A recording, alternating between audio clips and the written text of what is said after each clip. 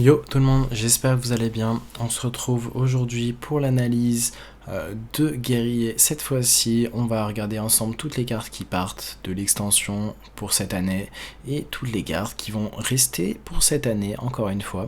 Et on va voir les nouvelles cartes, les nouvelles synergies assez broken à venir. Et il y en a une assez particulière avec Bran. On va voir ça ensemble. Donc voici toutes les cartes qui vont partir de l'extension, toutes les cartes qui ont été jouées au moins une fois dans des archétypes vraiment clés. Donc l'Athletic Studies qui était plutôt forte avec pareil cette emprisonneur de 2 qui était fort dans l'archétype de guerrier rush. À un moment on avait l'archétype de guerrier un peu tempo à base de Battle Rage, si vous vous souvenez, où vous piochez beaucoup, la Risky Skipper, la 1-3 pirate, à chaque fois que vous jouez un serviteur, vous infligez 1 point de dégâts à tous les serviteurs, et du coup voilà, on jouait aussi Shield of Honor, qui synergisait bien avec la 1-10 Wormhole, un très beau body, et qui marchait bien avec les buffs, tout simplement. Avec le buff, le poison à 2 également marchait bien, on avait un très gros serviteur, on cherchait à le dupliquer, c'était l'idée. On avait le Stage Dave qui piochait une carte rush également dans l'archétype de guerrier un peu buff tempo. Le Bumper Card pareil, qui était une très bonne carte dans cet archétype là. Le Corsair Cash qui permettait de piocher un serviteur, lui donner plus, enfin une arme pardon, et lui donnait +1/+1, très bonne carte de filtre de deck. Le sort 1 inflige 2 dans l'archétype contrôle, le Minefield dans l'archétype contrôle, la Blade Storm, le Bulwark of Azinoth qui était un très bon rempart pour se protéger des OTK et de tout. Le Coerce qui a été joué un moment mais pas énormément. Étonnamment, ça n'a pas été joué depuis l'archétype de guerrier bombe, donc ça monte un petit peu. Barov, pareil, très bonne carte de contrôle. Le Playmaker, une bonne carte qui rentrait dans l'archétype ETC ou tout simplement l'archétype de rush, enfin le package rush buffé où vous buffiez votre main et voilà, c'était très fort. Le Kargat, donc Raldagoni mettait un prime, donc 10-10 qui faisait beaucoup d'armure, c'était très bien joué en guerrier bombe et dans certaines méthodes guerrier contrôle. L'arme à 4 qui infligeait des dégâts aux serviteurs adjacents si vous faisiez un spell burst, donc si vous jouiez un spell, donc c'était très fort. La 2-5 qui était un des pirates les plus strong en termes de stats. En plus de ça, vous vous équipiez d'une arme 3-2, donc c'est très fort. Le Cutting Class, comme voleur, ça part. Le docteur Krastinov qui part également, qui était très fort en guerrier bombe. La 3-5 qui était bon dans le guerrier ménagerie et rush. Le Ten Thrasher, pareil, qui était fort dans cet archétype-là. La Brute, qui était très fort dans l'archétype de Battle Rage à l'époque, qui avait été nerf ensuite à 5 d'attaque, parce que c'était très fort, ça pouvait arriver très très tôt contre Aero, c'était très débile. Et avec l'armure Condor, encore plus. Le Commencement, qui était joué donc en archétype de guerrier big et qui va disparaître, tout comme le Troublemaker, un très bon body, ainsi que le Rattlegore. Donc adieu le package vraiment big de guerrier. Voici maintenant les cartes de guerrier qui vont rester en standard pour un an. Provoque, qui est joué en guerrier contrôle avec Onyxia 10, c'est une carte très pertinente, c'est une synergie très forte. Ça va rester.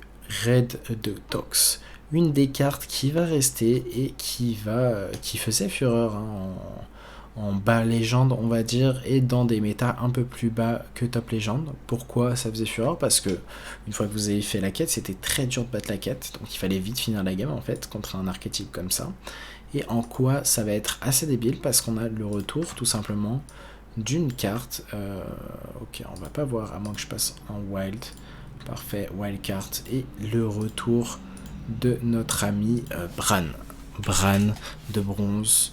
Et c'est ce qui va rendre en fait l'archétype potentiellement de guerrier quête assez débile. Si vous arrivez à faire Bran de bronze et la quête, parce que souvent vous faites la quête vers le tour 7-8, justement vous avez moyen de garder le Bran et de faire globalement je pense que vous avez de quoi gagner la game contre un archétype un petit peu lent. Globalement vous allez juste détruire l'archétype tout simplement.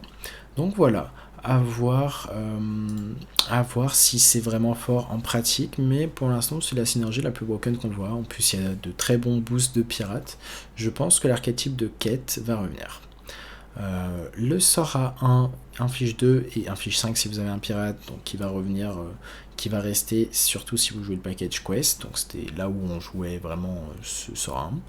Le sort à 1 qui donne plus de puissance et rush, donc ça sera pas joué dans un archétype quest, mais potentiellement tempo à voir, parce qu'on a des très bons bodies à venir. Le sort, enfin l'arme à 1, donc, qui était joué parce que la quête, le premier tic de quête pioche une arme, donc à voir. Mais il va y avoir une nouvelle carte très intéressante et cette arme sera sûrement la carte privilégiée à l'arme à 1. Vous allez voir pourquoi quand on va analyser les cartes de guerriers qui vont apparaître. Le sort à 2, conditioning, qui reste encore donc à voir dans un archétype potentiel où on peut piocher beaucoup de cartes. Vous allez voir la synergie avec le nouveau sort à 2 qui peut être présente si vous arrivez à avoir une très bonne main. Le Frozen Buckler qui va synergiser avec le sort à 10 qui reste évidemment en standard. Le 2-2 Pirate qui est très bien en quest notamment. Le sort à 2 qui inflige 3 et 1 aux autres serviteurs. Donc voilà, c'est un removal qui va rester vu que la Cold Mine part en soi. Le To the Front qui permet l'OTK avec Galvangar. Le Faceless reste également en standard. Donc pour l'instant, on a de quoi faire un deck OTK à la sortie de l'extension. Le deck a de quoi être viable, surtout avec le boost du sort à 2 qui va arriver pour piocher encore plus. Le Heavy Plate qui va rester également, synergie avec le sort à 10, donc très bien. Le Cargo Guard qui va être pertinent potentiellement en quest, en deck quest. Le Pirate 3-3 très fort également en quest. Le Rokara, la Rokara qui va rester. Le Pirate 3-4 également qui rentre bien en quest. Le Drake 4-5 qui rentre bien en archétype contrôle. L'arma 4 pardon, qui va vraiment rester pour stabiliser en termes de pioche. Cette carte est très forte contre tempo et aggro et donc pour piocher. La rancœur qui va rester pour faire beaucoup d'armure contre les decks aggro. Il faut bien regarder cet avantage contre aggro. Morshan Elite qui peut être vraiment un très bon taunt. Globalement, si vous jouez une arme, ça peut être une carte tempo très forte. Le Osherman, c'est une des bonnes cartes aussi de guerrier quête. Pourquoi? Parce que c'est une carte de filtrage de deck. En plus de ça, on a évidemment le Sorfang qui reste, le Crèche. Donc voilà, des cartes avec Frenzy qui vont rester et qui ont de quoi rester très fort, tout simplement. L'arbre car évidemment qui va rester et qui est un très très bon héros après son up qu'on est passé de 5 à 10 d'armure qui synergise avec Shield Sheller. Donc voilà, on a fait le tour des cartes qui vont rester, on va s'intéresser aux cartes du corset cette fois-ci. Donc on a une carte qui revient, le Shield Block, une des cartes que j'aime beaucoup et qui est très forte en guerrier contrôle. Pourquoi? Parce que ça synergise avec votre sort à 10 d'armure, ça synergise avec le Shield Slam, donc voilà. Et en plus de ça, ça fit le deck pour aller jusqu'à un OTK potentiel par exemple, c'est pertinent. Le retour de la 2-6 taunt, à voir si on a envie de la jouer. C'est un bon body pour contester dans un deck un petit peu contrôle tempo. Le bash sort à 3, inflige 3, gagne 3 d'armure, pourquoi pas. Ça peut aller phase, donc ça peut avoir sa pertinence. Et enfin le Darius qui peut être très ok, tout simplement. Les cartes qui partent sont des cartes qui ne sont pas vraiment jouées et l'execute passe à 1 mana, donc ça va être un très bon removal. Pour les cartes qui restent dans le corset, on a ce pirate qui va rentrer dans l'archétype de guerrier quest tout simplement. On a également Armor Smith, même si c'est plus trop joué récemment, le Slam qui a été un peu rejoué parce que c'est du filtrage de deck, Berserker qui a été joué il y a très longtemps, et on a toujours le gros mash, donc qui peut être un finisher tout simplement dans certains archétypes. La baston qui reste évidemment, elle est liée au deck, elle ne bouge pas. Et enfin l'arme 7-1 qui va rester. Maintenant regardons les cartes, carte par carte de guerrier, les nouvelles cartes. Gagne 3 d'armure, invoque une 2-3 naga avec taunt, donc guard de city. Voilà, les stats globalement sont corrects, une 2-3 qui donne 3 d'armure.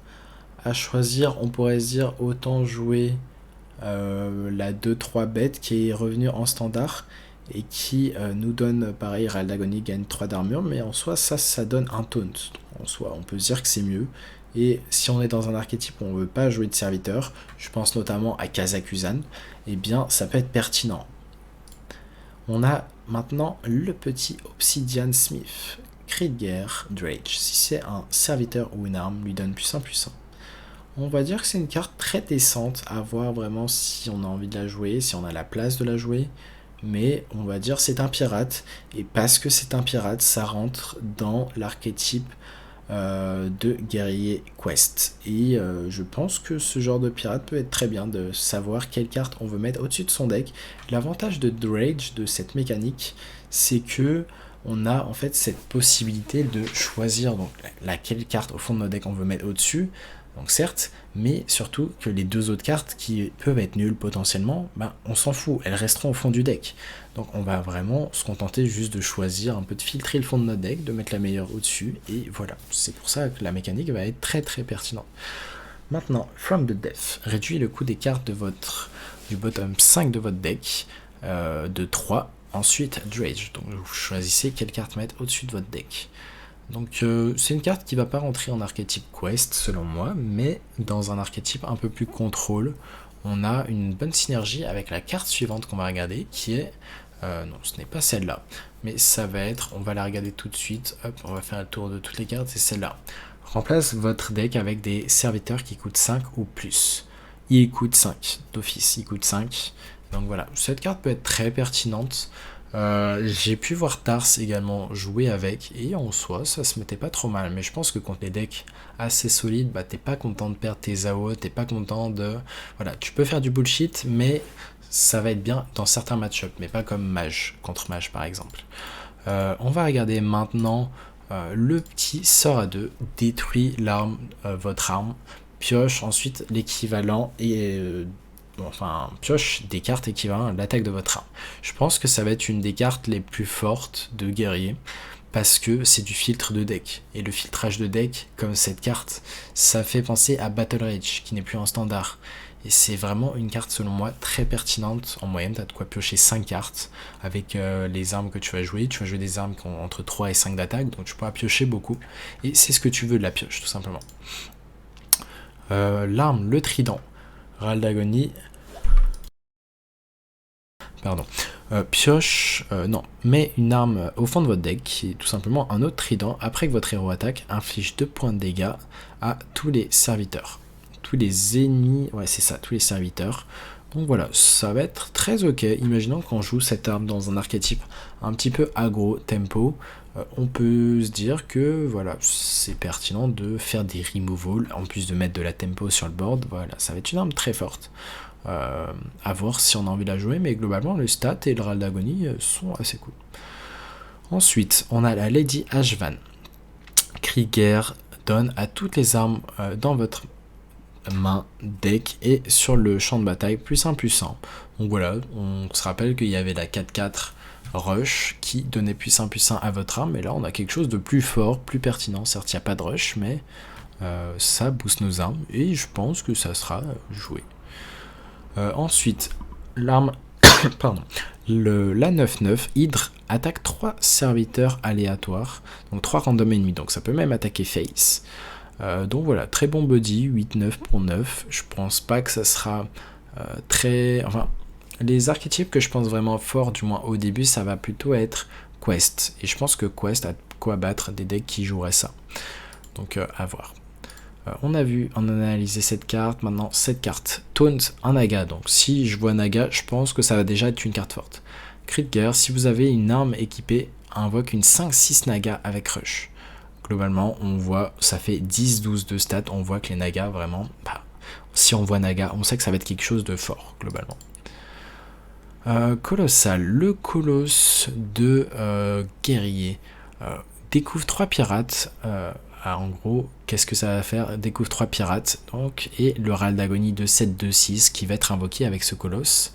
Ça va donner les 3 pirates, ça va les donner en main, et je pense que cette carte sera jouée pour sûr en guerrier quête, parce que cette 5/5 fait que ça invoque une 2/6 taunt, donc l'adversaire n'aura pas le choix de passer par le kill de ce taunt.